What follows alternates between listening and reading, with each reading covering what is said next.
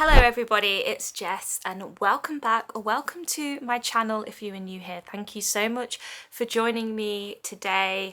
I've got my spooky setup going and I'm loving it. I'm really vibing with it right now and it is the perfect setup to share some spooky book recommendations with you guys.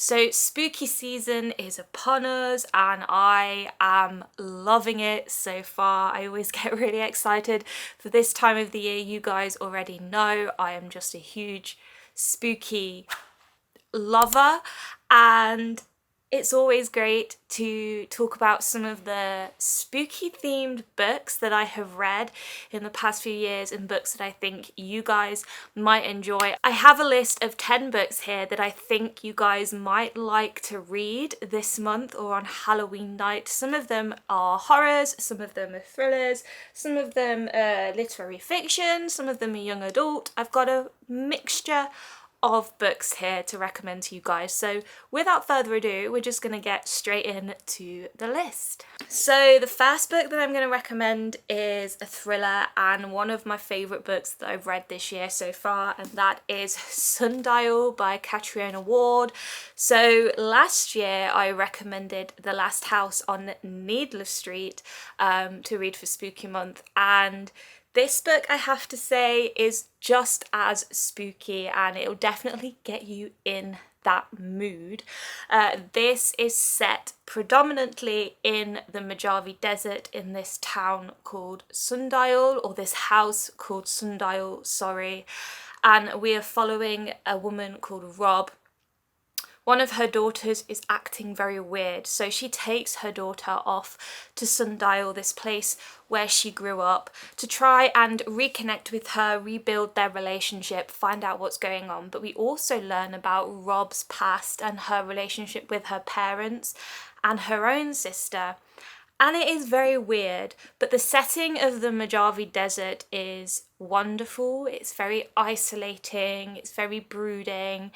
And yeah, there were quite a few twists and turns in this that I wasn't expecting. The ending was very frustrating, but overall I just really loved it and I think it would be the perfect thriller to read this month. So another thriller that I'm going to talk about is 13 Stories, and this is by Jonathan Sims. So I did actually do a whole review video on this book last year after I read it, and I highly recommend this one if you want to read something that has a bit of social commentary in it.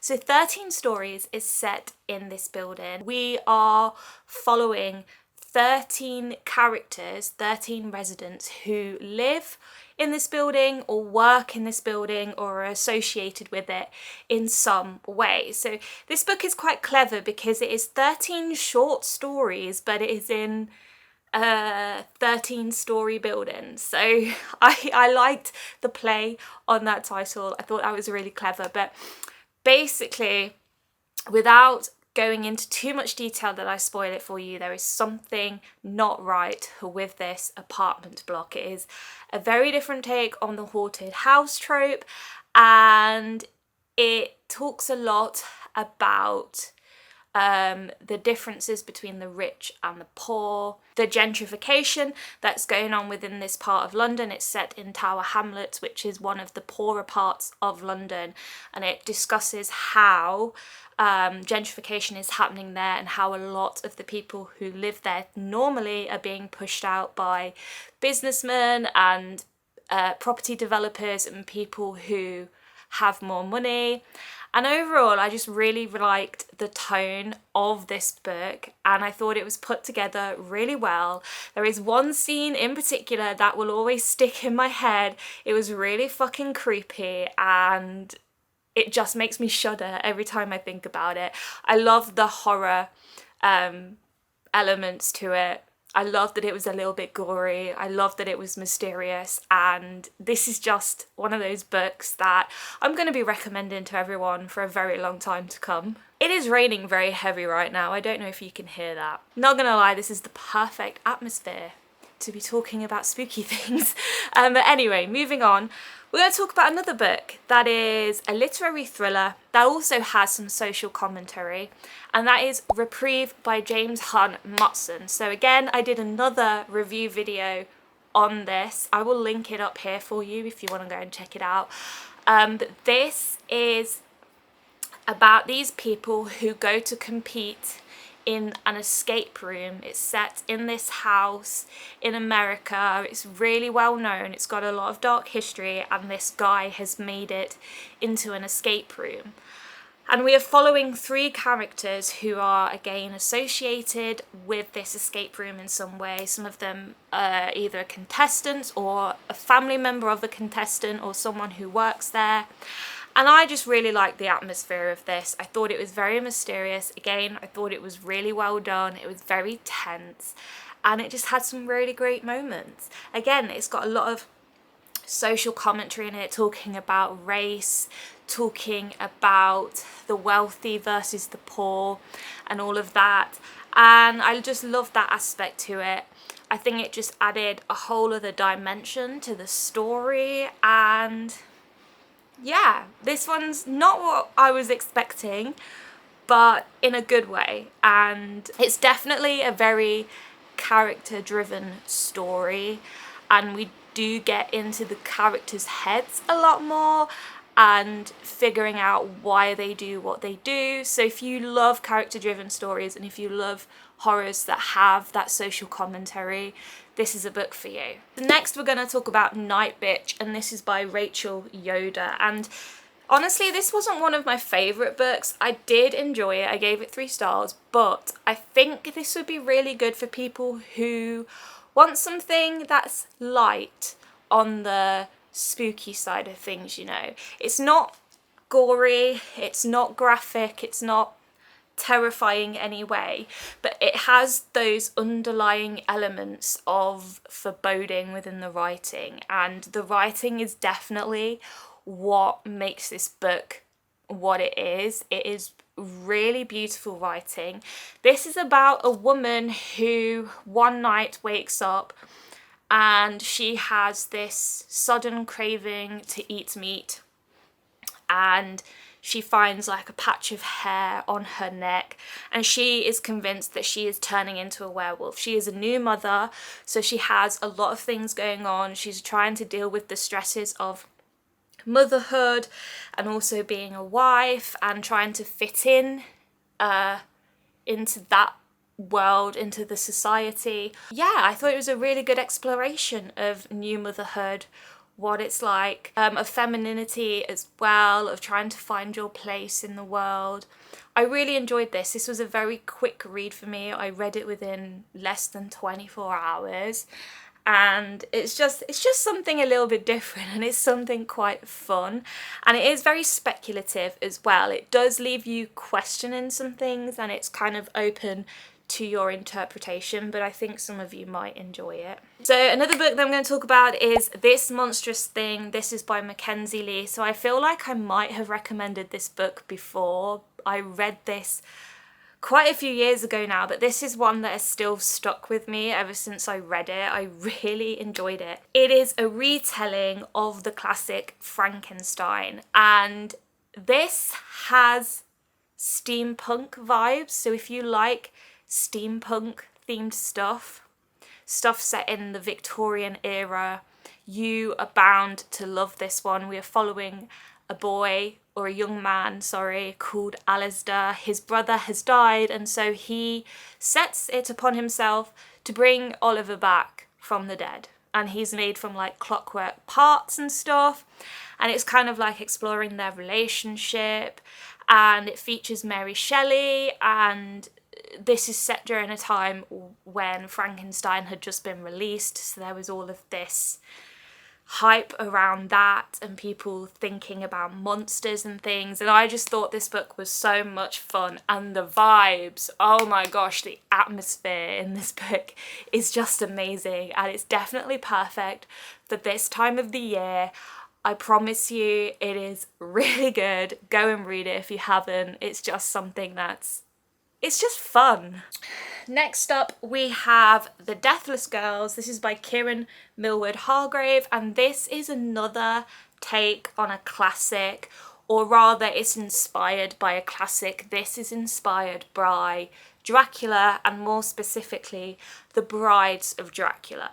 And we're following a young gypsy girl who gets kidnapped along with her sister, taken to this castle where this mysterious man lives. They don't know who he is, they don't know what he is, and they are there to be his brides. And it's mysterious, it's tense, it's almost kind of magical, and it is queer. There is a queer relationship in this book between two girls that I thought was written really beautifully, and I just think this adds a whole other layer to the Dracula story. And I really love the culture in this book, the fact that our main characters are travellers and all of the things that they have had to experience in order to survive. You know, their mother has died, they've had a pretty tough time, and it was very interesting to see how they got through the situation that they were thrown into. But yeah, I really enjoyed this one, and I think if you're looking for something that's got great queer representation, then this would be a really good book to go to. Another young adult book that I'm going to talk about is House of Hollow, and this is by Crystal Sutherland. So I read this book last year. I wasn't really expecting it to be too much. I wasn't really expecting to love it as much as I did. A lot of people were hyping it up and saying it was really good, and yes, I have to agree with them. It was really good. It's a story about three sisters, and one of them goes missing, and then the other two has to find her. But we're also exploring their past, because when they were younger, they were all taken and something happened to them, and we don't really know what that is until later on in the story as we're following them and finding out what happened. This book is weird. It's very weird, very dark for a young adult book, and I loved that. I loved a lot of the elements in it of like the flowers and things. If you guys have read it, you'll probably know what I'm talking about, but if not, minor spoiler. But yeah, I love the dark elements to it. I love that it didn't shy away from being a bit gruesome, a bit weird, and yeah, I had a lot of questions while reading this, and I had a lot of fun while reading it, and I think you'll love it too. Next up is a book that is not for the faint-hearted, so be warned, but that is Tender is the Flesh. This is by Augustina Bazterrica. I read this quite recently for my Monstrous Monday series. I will link it up there so you can go and watch it. But this is one of my favourite books of the year so far. I love this so much. It's set in a world where animals have been infected by a deadly virus, which means that if humans consume animal meat, they will die. So the government has passed a law, the governments of every country has passed a law to say that people can eat human meat.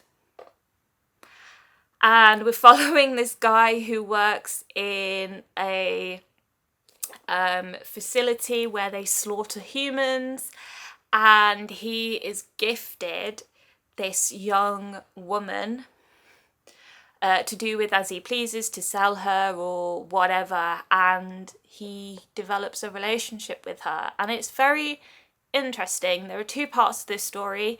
The first part talks a lot about the world that it's set in, the reasons why people are eating human meat and stuff like that. It's very gory and very graphic. And then the second half of this book explores the more human side of the world, especially the character of Marcos.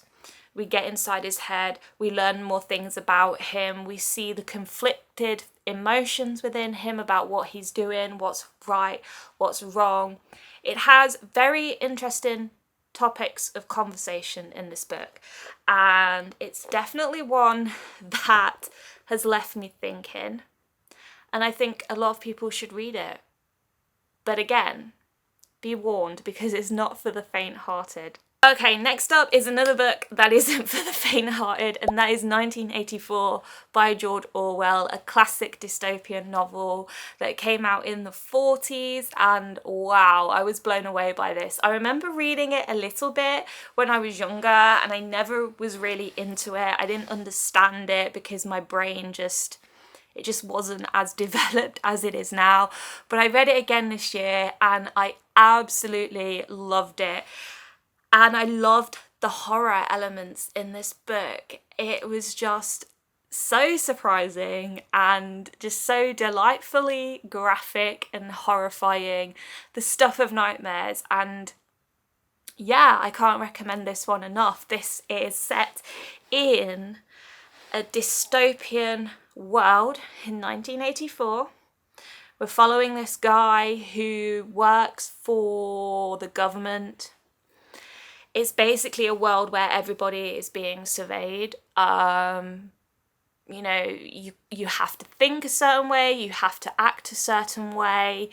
You can't say things against the government, otherwise the thought police are going to come and get you. You know, Big Brother's watching. Kind of reminds me of a very extreme version of lockdown. And it was very scary how much like some parts of the world this book is. It kind of reminded me of things that I've read about North Korea and Russia and the societies over there, the regimes going on. It was very much like that, very militant. But yeah, this book was really, really interesting, and there was some very horrifying scenes, particularly towards the end. It does feature some scenes of torture. So if that's something that's not for you, then probably avoid this book. But I think it's just got the perfect atmosphere for this time of year, you know? And then lastly, we're saving the best till last, guys, because this book is just 100% perfect for this time of the year. That is The Exorcist by William Peter Blatty. Look how small this book is. It's just so cute. But this is actually the 40th anniversary edition, so this has some extra stuff in it that the original publication didn't have. William Peter Blatty went over this and revised it, added some things to kind of make some things make more sense. Oh my gosh, I love this book so much. I read it last year. I absolutely flew through it.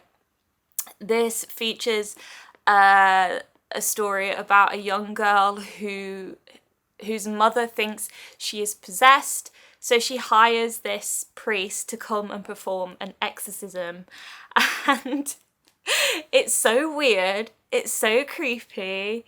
I love the religious aspect to this as well, the discussions around religion and the beliefs that people have and about the devil and all of that stuff. It just really appealed to me. It's a classic. I can totally see why it's a classic. I can totally see why people were scared of this back in the day, because it does have that foreboding in it. You know, every page there feels like there's something lurking around the corner. You never quite know what's going to happen. And it was just delightful. I had so much fun reading this. I really recommend it. Just go and read it. Honestly, you will not be disappointed. Alright guys, so those are my spooky recommendations for this year.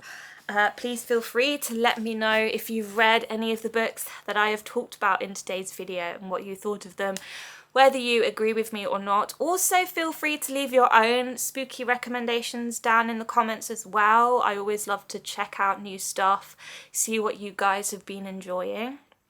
And that is it for this video. Thank you so much for watching. I really appreciate it. Please feel free to leave a cheeky thumbs up if you like this video, because it does really help with my channel. You can also subscribe, hit the bell button, so you will be notified every single time I do upload. And having said all of that, I will see all of you lovely people in my next video very soon. Bye guys.